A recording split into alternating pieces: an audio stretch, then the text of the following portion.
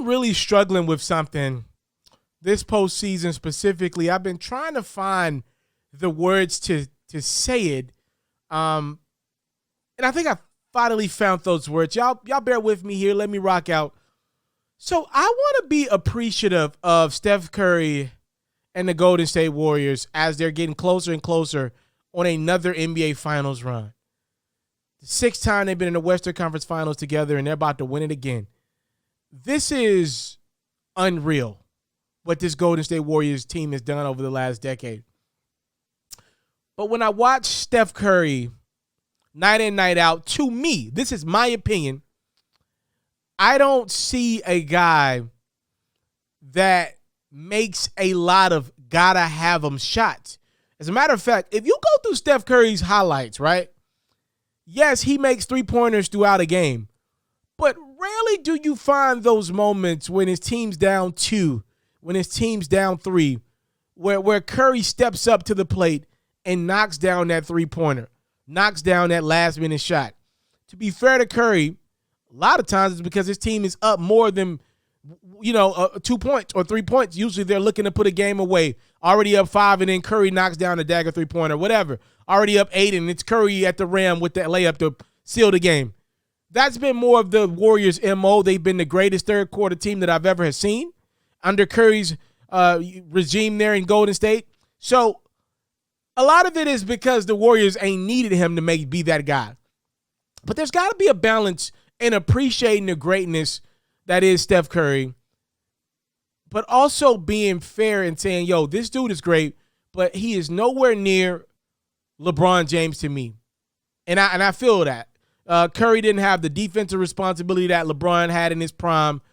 Curry could have good games and still his team could win by 20 in the playoffs, which matters to me. LeBron has had to be great pretty much every game of every postseason run he's been on.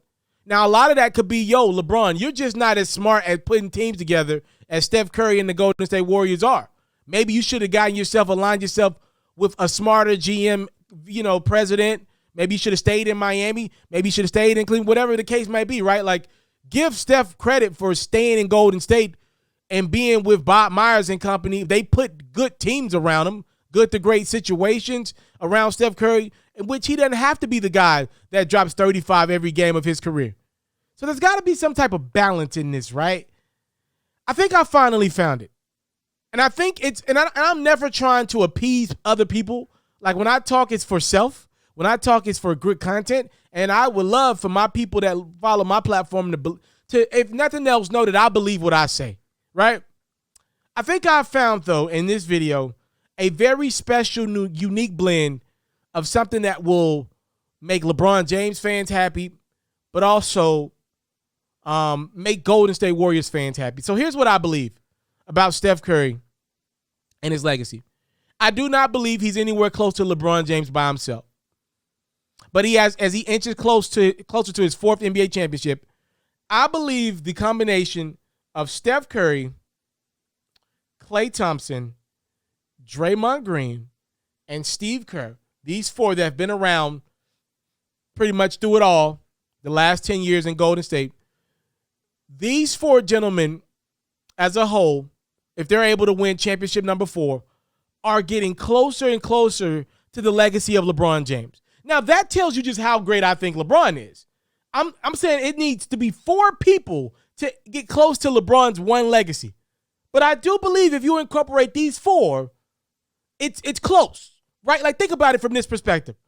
What are you going to talk about from this era of basketball in 30 years? What are you going to talk about with your kids? For me, I'll be selling the game short if I just talk about how great LeBron was. There's no way I can't say, yo, son, whatever. Those light-skinned boys in Golden State was not a joke. Them light-skinned boys could shoot the hell out of a basketball. They were coached well. Draymond Green was tough, and his IQ was off the wall. Like, there's no way I could tell the story of the NBA from this era, from around 2013, 2014 on up, without saying, yeah, LeBron was great, but the Golden State Warriors were just as great. So that's how I look at this. Think about it. The Warriors started this thing off with their dynamic 3. They add Kevin Durant and become unbeatable. They lose KD, and they're back to unbeatable again. Now, they went through some injuries. They went through some stuff. But they're right back where this thing all started, in the finals. That is unreal. Look at what they've done to guys' legacies. LeBron James has literally switched teams multiple times trying to find the right formula to compete with San Antonio and Golden State. Look at what Golden State's done to LeBron James. He went from Cleveland to L.A. to try to, chase Hollywood alongside championships with a whole different system. Look at what they did to Kawhi. He left Toronto to go to Los Angeles to get some help, even though he won that one championship. He was like, yo, wherever I go next, I'm going to have to make sure I bring another co-star with me. I'm going to have to. They beat up on, in this postseason alone, Ja Morant, a guy with MVP caliber game, face of the league game.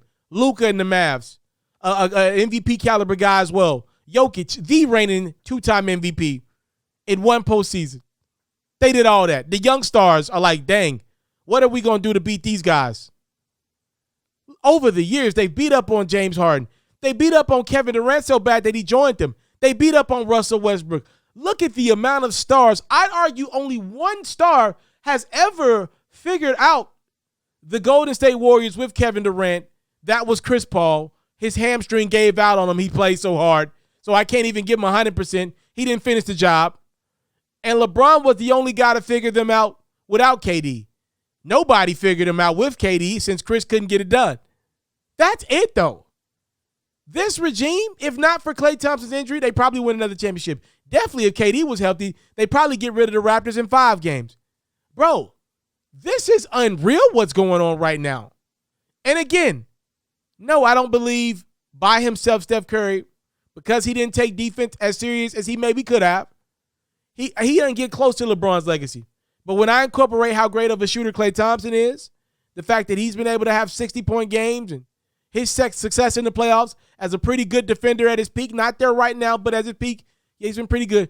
Draymond's IQ, and yes, he doesn't shoot the basketball, but he's a phenomenal passer, phenomenal playmaker. And then Steve Kerr coaching this thing. That pretty much what those 4 gentlemen have been as they chase championship number 4, the same amount that LeBron's got. As a tandem, that 4 are pretty close to LeBron as a person. Again, that probably tells you how great I think LeBron has been. But let's not sell this Golden State Warriors dynasty short. This is remarkable. They deserve their flowers. And I hope we as fans find a way to give it to them fairly.